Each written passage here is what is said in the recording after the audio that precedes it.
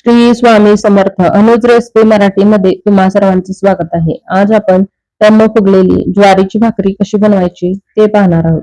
त्यासाठी इथं 4 वाट्या ज्वारीचं पीठ मी चाळून घेतलेलं आहे.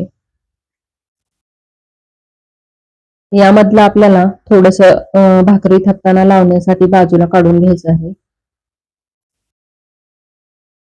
आणि राहिलेल्या पिठाचं आपल्याला अशा पद्धतीने आळं बनवून घ्यायचं आहे, कारण यामध्ये आपण गरम पाणी घालणार आहोत. इथं मी 1 वाटी गरम पाणी उकळून घेतलेलं आहे.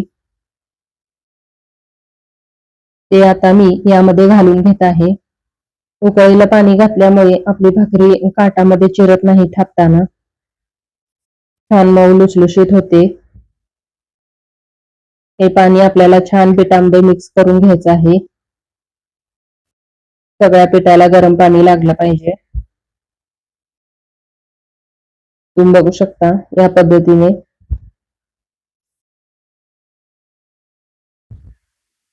आता यामध्ये आपल्याला थोडं थोडं गार पाणी घालून हे मळून घ्यायचं आहे. लागेल तसं पाणी घालायचं, एकदम जास्त ओतायचं नाही, नाहीतर आपलं पीठ पातळ होऊ शकतं, आपल्याला भाकरी थापता येणार नाही. अशा पद्धतीने आपल्याला मळून घ्यायचं आहे. आपलं पीठ मळून झालेलं आहे. भाकरी करण्यासाठी आपलं पीठ तयार आहे. आता यामधला मी छोटासा गोळा काढून घेतलेला आहे. तोही आपल्याला छान पीठ पाणी लावून मळून घ्यायचं आहे. तुम्ही जेवढं भाकरीचं पीठ मळून घ्याल तेवढी आपली भाकरी मऊ लुसलुशीत होते, फुगते सुद्धा टम्म. अशा पद्धतीने हाताने आपल्याला छान मळून घ्यायचं आहे त्याला.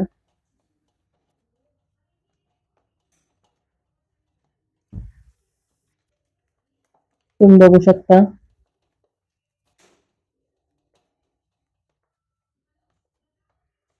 आपलं पीठ छान मळून झालेलं आहे. याचा आपल्याला आता उंडा बनवून घ्यायचा आहे.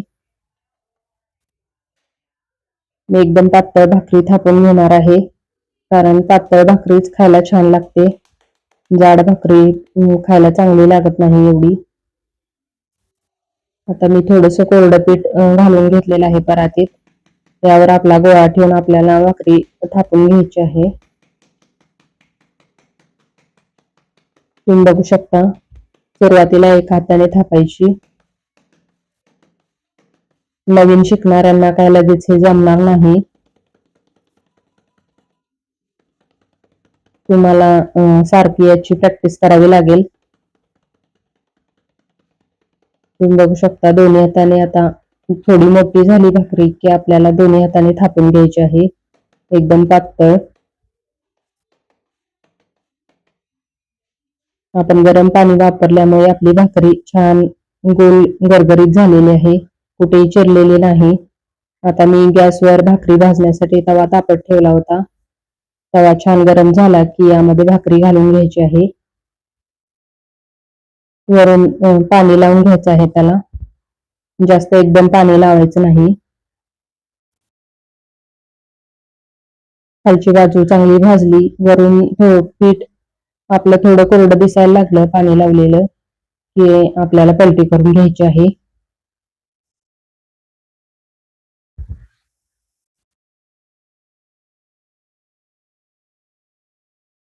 आता आपली भाकरी मोठ्या गॅसवर छान भाजून घ्यायची आहे. ही भाकरी टम्म फुगते. नवीन जर कोण स्वयंपाक शिकत असेल तर हा व्हिडिओ त्यांच्यासाठी खूप उपयोगी होईल. आपली खालची बाजू छान भाजली की त्याला असं काटात सुद्धा भाजून घ्यायचं आहे, कारण काट कच्चे राहू शकतात. ही भाकरी मी तुम्हाला गॅसवर भाजून दाखवणार आहे आणि नंतर तव्यामध्ये सुद्धा फुगली जाते. तव्यामध्ये सुद्धा आपण पलटी करून कशी भाकरी फुगवायची ते सुद्धा बघणार आहोत. सुरुवातीला मी तुम्हाला अशी गॅसवर भाजून दाखवत आहे.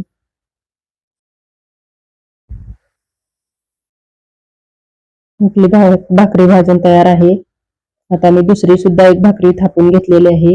ही भाकरी मी तुम्हाला तव्यावर सुद्धा कशी फुगवायची, तव्यावरच कशी भाजायची ते दाखवणार आहे. याला सुद्धा वरून पाणी लावून घेतलेलं आहे. वरून असं थोडस कोरडं दिसायला लागलं की लगेच आपल्याला पलटी करून घ्यायचं आहे.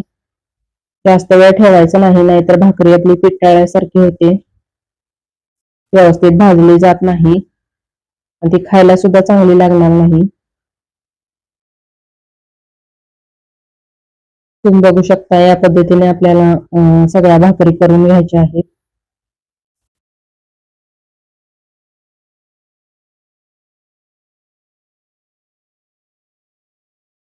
आपली खालची बाजू छान भाजली की याला पलटी करून घ्यायचं आहे. काठ सुद्धा असे दाबून दाबून आपल्याला भाजून घ्यायचे आहेत.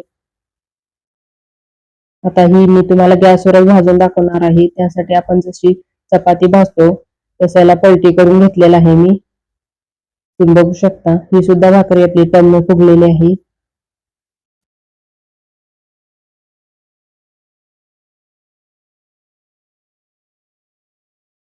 दोन्ही पद्धतीने आपल्या भाकरी छान होतात.